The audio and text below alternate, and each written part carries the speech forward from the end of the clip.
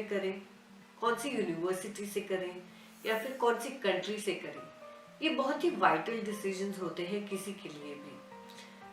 और अक्सर ये डिसीजंस लेने से पहले हम बात करते हैं दूसरे पेरेंट्स से, अपने रिलेटिव्स से, अपने फ्रेंड्स से, और हम ये जानने की कोशिश करते हैं कि कौन सी यूनिवर्सिटी की रैंकिंग्स कैसी हैं, यूनिवर्सिटी की रेपुटेशन कैसी है, उसका फीस स्ट्रक्चर कैसा है और उसकी कैंपस प्लेसमेंट्स कैसी हैं। लेकिन हम इस प्रोसेस में बहुत सारे ऐसे फैक्टर्स इग्नोर कर देते हैं जो कि मुझे लगता है कि बहुत इंपॉर्टेंट होते हैं। हम आज एक ऐसे ही फैक्टर के बारे में बात करेंगे which is about learning a new language opportunity. आज हम बात करेंगे कि कैसे अगर आप अपनी ग्रेजुएशन के साथ एक नई फॉरेन लैंग्वेज सीख सकें तो आपके लिए अपॉर्चुनिटीज कैसे बढ़ जाती हैं। इंडिया में ज्यादातर लोग जब बाहर पढ़ने के बारे में सोचते हैं तो वो यूएस, यूके, कनाडा, ऑस्ट्रेलिया, इन कंट्रीज के बारे में सोचते हैं। हमें ऐसा लगता है कि ये इंग्लिश स्पीकिंग कंट्रीज हैं और अगर हम यहाँ पर पढ़ने जाएंगे तो हम वहाँ पर जल्दी एडजस्ट हो जाएंगे और हमें वहाँ पर लैंग्वेज इश्यूज नहीं आएंगे। इस थॉट प्रोसेस में सिर्फ एक प्रॉब्लम है।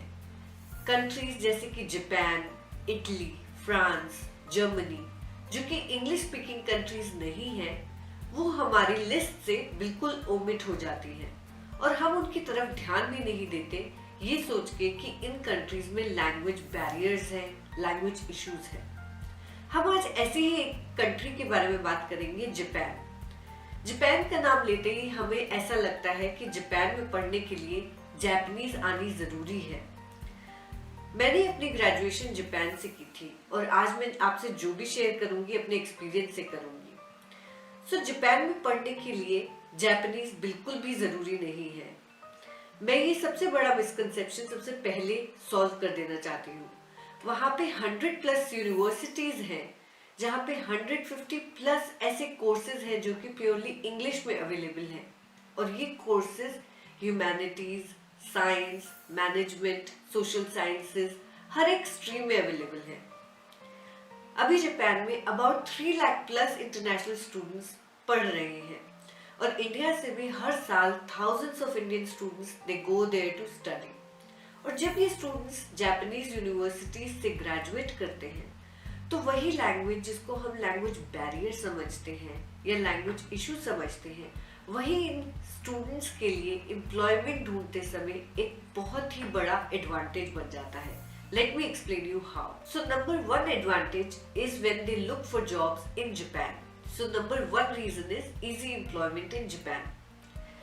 जापान जैसे कि आप जानते हैं बहुत सारे सेक्टर्स में वर्ल्ड लीडर है, जैसे कि ऑटोमोटिव्स, इलेक्ट्रॉनिक्स, रोबोटिक्स। बहुत सारी ऐसी जापानीज कंपनीज जैसे कि Sony, Panasonic, Nissan, Honda, Suzuki, Nikon, ये सारे नाम हम अपने आसपास रोज देखते हैं। इनके प्रोडक्ट्स हमने खुद भी यूज किए हैं। ये सारी बहुत ही बड़ी मल्टीनेशनल कंपनीज हैं। अगर आप जापान से ग्रेजुएट करते हैं, ये मल्टीनेशनल कंपनीज हमेशा they are on a lookout for bilingual graduates. उनको ऐसे ग्रेजुएट्स चाहिए जो कि जापानीज जानते हो, जो अपनी नेटिव लैंग्वेज भी जानते हो और जो उनका वर्क एथिक्स, वर्क कल्चर भी समझते हो। तो अगर आप ऐसी यूनिवर्सिटीज से ग्रेजुएट करते हैं जापान से, तो आपके पास बहुत अच्छी अपॉर्चुनिटी है कि आप इन कंपनीज या ऐसी बहुत सारी बेहतरीन जापानीज कंपनीज में काम कर सकते हैं। ये कंपनीज ट्रेनिंग प्रोवाइड करती है इनका, क्योंकि वर्क कल्चर बाकी कंपनीज से बहुत हटकर होता है। तो जापानीज कंपनीज यूजुअली 2-3 साल का हर कंपनी का अपना एक ट्रेनिंग प्रोसेस होता है। If you get employed there, और अगर आपकी ट्रेनिंग जापान में होती है, उसके बाद आप जापानीज कंपनी में वर्ल्ड ओवर कहीं पर भी काम कर सकते हैं। Second reason for easy employment is in Japan is its aging population. Japan currently has a problem of aging population, यानी कि वहाँ पे elderly population ज़्यादा है और young population कम है। अगर मैं numbers में बात करूँ तो there are about 1.5 jobs available for every vacancy, यानी कि जॉब ज़्यादा है और कैंडिडेट्स कम है। इस वजह से जापानीज गवर्नमेंट चाहती है कि ज्यादा से ज्यादा फॉरेनर्स जापान में आए और वहां पर पढ़ें और वहां पर एम्प्लॉयमेंट भी ढूंढें। The second reason is huge employment opportunities in India and abroad. जैसे कि मैंने पहले भी बोला कि ये जो मल्टीनेशनल कंपनीज हैं इनके ऑफिसेस सिर्फ जापान में नहीं बल्कि वर्ल्ड ओवर हैं। फॉर सम रीजन अगर आप ग्रेजुएशन के बाद इंडिया आके इंडिया में काम करना चाहें तो यहाँ पर अभी 5000 प्लस जापानीज कंपनीज हैं जहाँ पे अगर आप अप्लाई करते हैं तो definitely you will be treated as a premium candidate. The reason be आपको जापानीज आती होगी, आपको उनका वर्क कल्चर आता होगा, आपको उनके वर्क एथिक्स आते होंगे। और अगर आप इंडिया नहीं, जापान नहीं, किसी और तीसरी कंट्री में भी जाकर काम करना चाहते हैं वो ऑप्शन भी आपके पास अवेलेबल होगा क्योंकि ये कंपनीज इतनी बड़ी है, इनके offices almost all they are present in almost all countries. The third reason is adding a unique skill to your CV. आप MBA करते करते या फिर इंजीनियरिंग पढ़ते पढ़ते साथ में अगर जापानीज सीख पाते हैं जापान में तो it will add a unique skill on your CV जो कि आपके लिए हमेशा एक एडेड एडवांटेज होगा। आप उसके बाद कहीं पर भी अप्लाई करेंगे तो you will not be competing with other MBAs or other engineers, but you will always have an advantage and you can build more trust with the management क्योंकि आपको उनकी लैंग्वेज आती होगी। And it is such a unique skill to have. There are such few people who know this language.